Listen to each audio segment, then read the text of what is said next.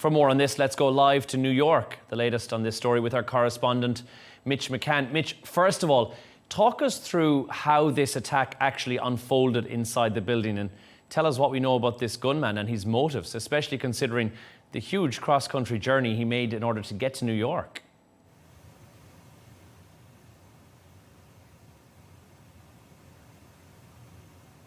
Yeah, that's right. Good afternoon from New York. Police say 27-year-old Shane Devon Tamura had driven from Nevada to Manhattan in recent days, which is a very long journey from one side of the United States to the other.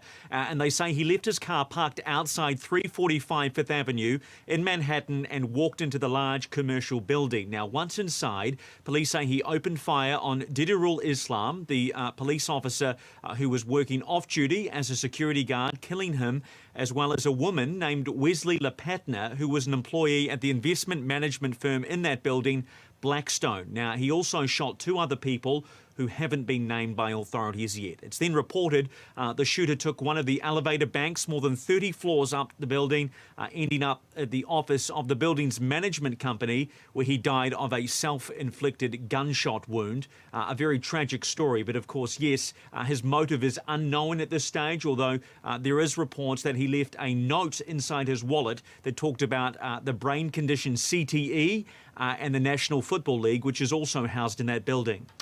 Shane, what do we know, Mitch, what do we know about the victims so far, particularly the officer who has been referred to as a hero? Now, you briefly mentioned the organisations that are in that Blackstone, but also the NFL, which we're led to believe was somewhat specifically targeted.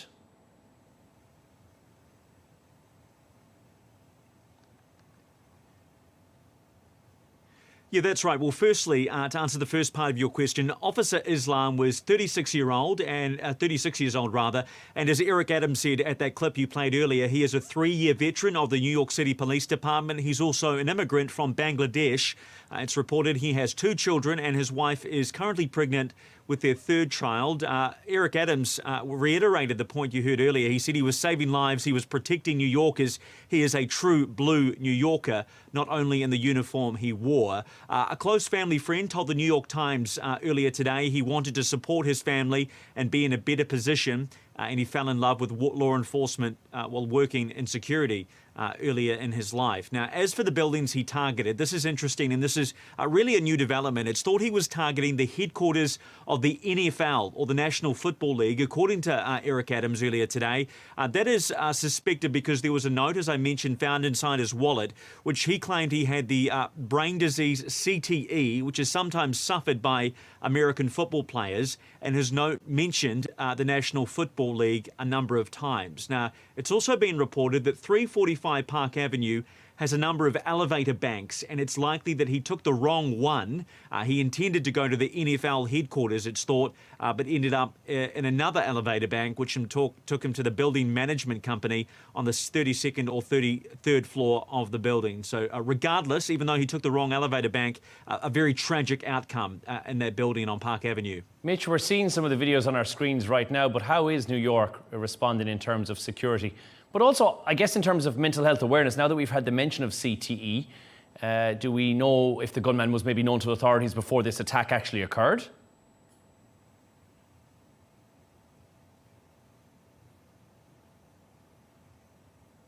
Yeah, well, first part of your question there, it's reported that Wall Street businesses and large financial companies like Blackstone, the investment management company involved here, are increasing their security today in the wake of this shooting, something that will very much likely provide comfort to a lot of employees who are going through probably a difficult time at the moment. I spent some time in Midtown Manhattan this morning, and it really did feel like in many parts of the city it was business as usual, although there is still a police presence around that building in Park Avenue. As for the shooter's mental health, the New York Police Commissioner said in a press conference, according to our law enforcement partners in Las Vegas, where Mr. Tamura had come from, he has a documented mental health history. His motives are still under investigation. And what we're also seeing today, after the mention of CTE, that brain condition I spoke about, there is a lot more awareness about that today. A lot of people are speaking about it and what that actually means. Of course, that is a brain condition that cannot be properly diagnosed until one's death. It's reported that the shooter in this case asked in that note that I mentioned for his brain to be examined after his death to see whether or not he has CTE. Of course, we don't know whether authorities plan to do anything like that at this stage, but certainly CTE is a key point of discussion here in New York today. I have to ask, because some of the pictures that have emerged of the shooter have him in what looks like it may be an NFL team jersey. So do we know anything about the shooter and if he was perhaps a player or anything like that?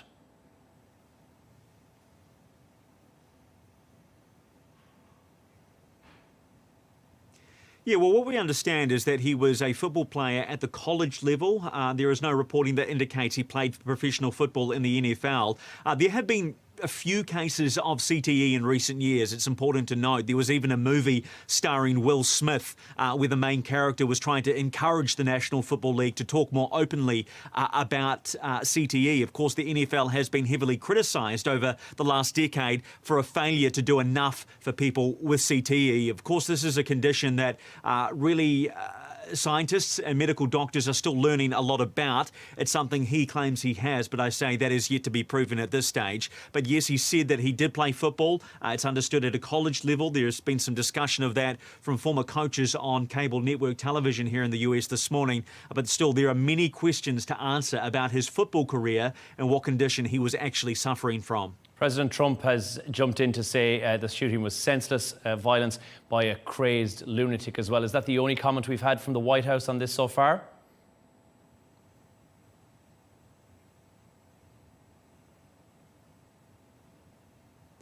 Yeah, that is the only comment I've seen from the White House so far. And this is important to note. It goes back to what Donald Trump has been saying in recent months, and especially during the campaign.